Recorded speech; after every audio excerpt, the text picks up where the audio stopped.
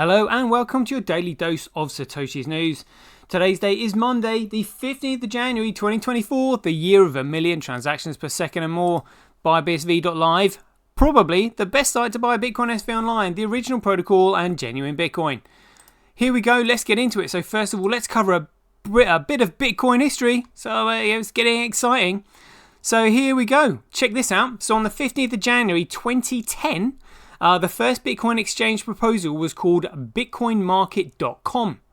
And there is an article about this right here on Bitcoin.com news. So here we go. They've called this Bitcoin History Part 6, the first Bitcoin exchange. So aside from mining, the only way to obtain Bitcoin in the very early days was by trading it on forums or IRC. This arrangement relied on other parties fulfilling their side of the deal, which there were few escrow services back then. Bitcoin didn't have to wait long for a dedicated exchange to spring up, thankfully with the first cryptocurrency exchange going live in March 2010. So let's continue then. Bitcoin gets its first market. The first cryptocurrency exchange wasn't Bitstamp, Vercurex or BTCE.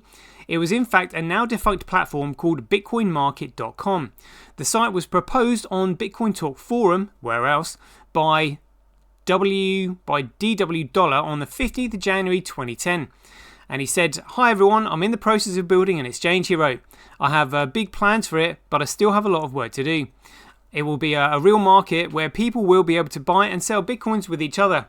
He elaborated, "I'm trying to create a market where Bitcoins are treated as a commodity. People will be able to trade Bitcoins for dollars and speculate on the value. In theory, this will enable a real-time exchange rate, so we will all have a clue what the current value of Bitcoin is compared to a dollar." And DW Dollar also said requests was a much needed one, for at the time there was little common consensus on how much Bitcoin was worth. Most price charts only go back as far as summer 2010, at which point 1 BTC was trading for around 5 cents. Though when Bitcoinmarket.com launched in March of that year, a single Bitcoin was priced at around a third of a cent. That's 333 BTC to the dollar. What a coincidence that number was there, eh? So yeah, it looks like we've actually got a picture of what it used to look like, Bitcoin Market. Going back in history, how cool is that? Right. Bitcoin Market goes live. So on March 17th, 2010, Bitcoinmarket.com went live. Like all platforms that sprung up in those early days, the exchange was rickety and holes were often patched following feedback from Bitcoin Talk forum members. The site accepted PayPal initially as its a means of exchanging BTC for fiat. This system worked for a while, but as Bitcoin grew, so did the number of scammers. Following a string of fraudulent trades, PayPal was removed from the exchange on June 4th, 2011. On the same day, a forum user captured the giddiness that was starting to encircle the Bitcoin community, writing, "That market is going nuts. Yesterday I saw a guy selling BTC on eBay for $20, though he wouldn't sell any right away. Sold all 30 for four different bidders in 12 hours.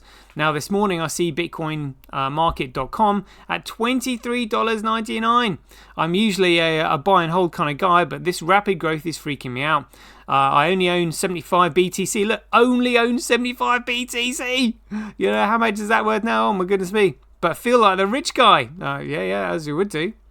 There was a new exchange poised to open its virtual doors to a tsunami of Bitcoiners, many of whom who'd been wooed after learning of a deep web marketplace known as Silk Road, which launched in February of that year. That's all right, so that's February's coming up as well. Bitcoinmarket.com's successor launched in July 2011 and by 2014 was handling 70% of global Bitcoin trades. Its name, of course, was Mt. Gox, the notorious Mt. Gox, which stands for actually Magic the Gathering online exchange. Would you believe it? So we've actually got access to the Bitcoin Talk forums. Check it out. Check it out. So yeah, this was the original post, Jan 15th, 2010. "Hi everyone, I'm in the process of building an exchange. I have big plans for it, but I still have a lot of work to do. It'll be a real market where people will be able to buy and sell Bitcoins with each other in the coming weeks. I should have a website with basic framework set up. Please bear with me." Oh, great stuff. So again, all these links are in the article. It is actually really entertaining to, and look at that. People knew about the elites back then. Look at that. That was 16th of January 2010. People know. People know. And also, so check this out, on the 15th of January 2012. Oh my goodness me. So we're now. So this was 12 years ago. 12 years ago today, Bitcoin was first mentioned on The Good Wife. Check it out. Bitcoin was at $3 when it first got referenced in a TV show named The Good Wife. It got mentioned in episode 13, season 3. The episode name was Bitcoin for Dummies. The episode was aired in 2012 on January 15th. A little context for the episode. Alicia defends a man who claims to represent the person who created a new online currency against the Treasury Department, while Dana tries to play Khalida against Will to help the, I think that's defense attorney's case against him. And that was on IBM. So then we got a picture of it there. So let me see if we can play the clip. Thank you. Feeling less terrified? Oh, much less. Here's your cashier's check. It only took 20 minutes standing in line at a bank to change dollar bills into another piece of paper. Thank you. I went online and I bought 1 Bitcoin last night. Really? It's the future. I don't know. It didn't feel real. Oh, real's gonna change. Just watch. Dollar bills can be lost, stolen, burned. Bitcoin is here forever on the internet. While dollar bills are traded through a bank, Bitcoin is traded peer-to-peer. See, Mom? Pretty colors. Fun, right? No one can freeze Thanks, Zach. While Bitcoin So, transactions are anonymous, you don't buy Bitcoin. No, you can. There are currency traders online. Yeah, 1 Bitcoin's worth $3. It used to be $33. People were hoarding. But that's not how it gets into circulation. You mine it, like gold. The guy who invented it created this program that releases blocks of Bitcoin over time. See? that means running software on your computer that works to solve complicated mathematical problems. You receive a Bitcoin when your computer succeeds. The more computer power you have, the more mining you can do. Once you have Bitcoins... So you're representing the inventor, Mrs. Floric. That's really cool. Just as lawyer, Nisa. A bit less cool. It's like this big mystery. The guy who invented Bitcoin. Nobody knows who he is. He's supposed to be this genius cryptographer because no one's been able to break the Bitcoin code yet. Yeah, my father thinks he's a Japanese programmer. I heard Irish. Okay, well, thanks for your help.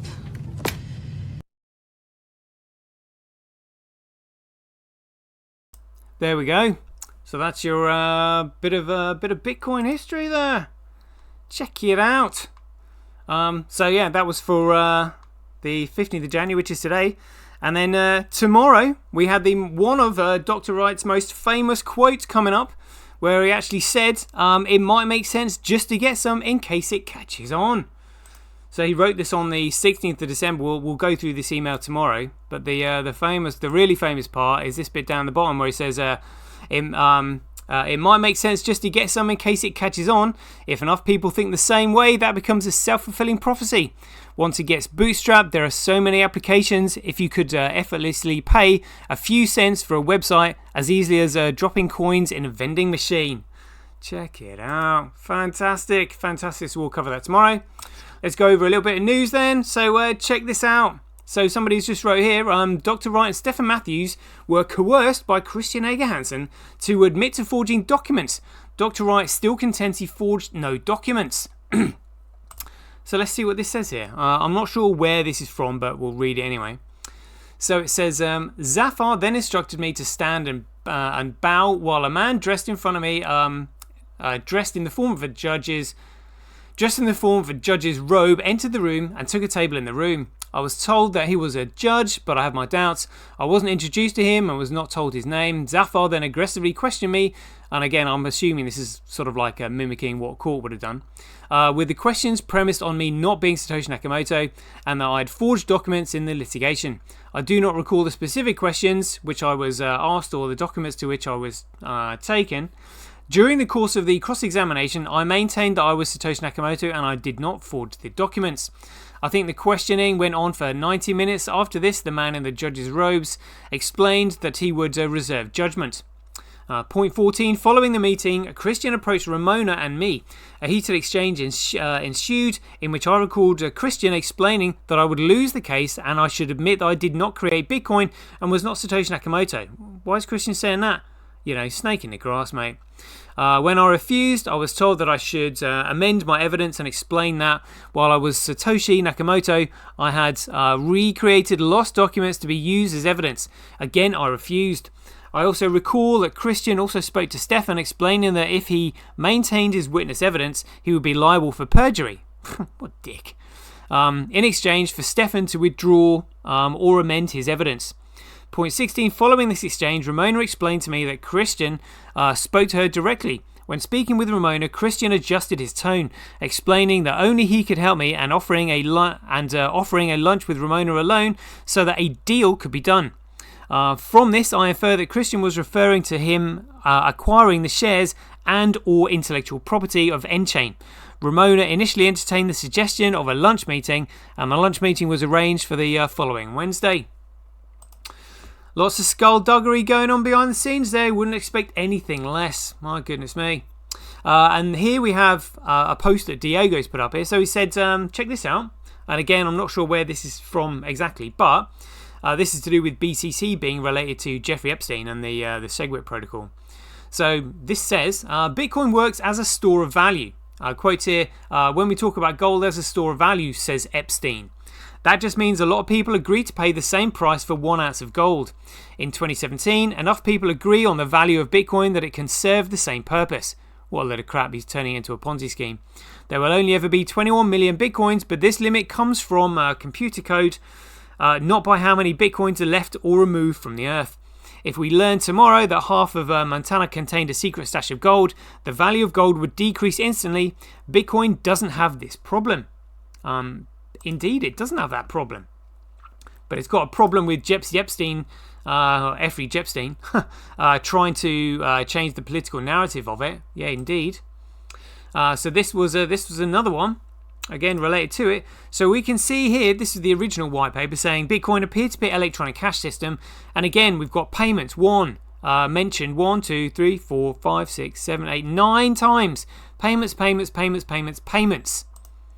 And then this one saying Bitcoin is not a currency, it's a store of value. We all remember this being changed. As for Epstein's BTC views, they really do not differ substantially from standard Marxist talking points. Quote here, Bitcoin is not a currency. He's claimed to have insisted Bitcoin works as a store of value. TNW wanted readers to know, when we talk about gold as a store of value, says Epstein, it just means a lot of people agree to pay the same price for 1 ounce of gold. Why any journalist would find this musings worth committing pixels to is anyone's guess. It doesn't mean Epstein is wrong necessarily, but it does make him rather unremarkable. And again, I mean, we all know that they were trying to make BTC absolutely worthless, and people are so stupid these days, especially BTCers. They're all for it. Oh yeah, store of value. Yeah, because it really says store of value in the white paper. My goodness me. So anyway, let's have a quick look at the chart, see what's going on here. We've got a market price of $85. Transactions right down though, but block size still 98%. That's massive. And look at the block sizes coming through. Look in the hundreds here: 174, 329, 440, 240, 234, 643, 100, 216. Oh my goodness! I mean, massive blocks. So what's going on then? Whoa! Check it out. The door is being opened. The door is being opened for the miners to repent for their sins. Check it out. It is 6% more profitable to mine on the genuine Bitcoin. So you're mining BTC at a comparative loss now. A 6% comparative loss. Wow. But look at this. So daily average Bitcoin block size by network. So the block size is up to a really high percentage here in compared to the average. But look at this, daily Bitcoin transactions by network. Transactions are down by network and transactions per block are down, but the data is high. So that means that these transactions coming through are large data files. They are large transactions full of large amounts of data. Sounds to me like the network is being tested or illustrated, is what it looks like to me. So daily average Bitcoin fees, so just above a cent there. Satoshis, but again, still smashing all the other coins on a log curve. The daily accumulated Bitcoin blockchain growth by network is on the uptick. Loving that, loving that. So let's have a look at the politics. Look at this. We have got a new miner. I think that's Pro Hashing that has decided to join the network. And where there's one, there will be others. They are sure to follow. And even right now, you're mining at a comparative 6% profit. And Tau still with 47% of the winning the blocks. That's huge. Dutch mining reducing their mining down to 10. They've upped their shitcoining onto Fisher Price Cash. They're not on Bcrash though. Wow, fascinating stuff. Honestly, I love what's going on in the space at the moment. So yeah, check it out. I just saw this. This made me laugh. Is the world ruled by a small group of hyper wealthy psychopaths? No, it wouldn't. It wouldn't have been on the. No, it wouldn't have been on the news, which is owned by that small group of hyper wealthy psychopaths. Yes, indeed. And again, we've got a court case that may eventually, sort all this stuff out on the 5th of February 2024, the largest court case in financial history. Stay tuned, we'll bring you more. And until then, be aware, take care, stay safe out there, and we'll see you in the next one.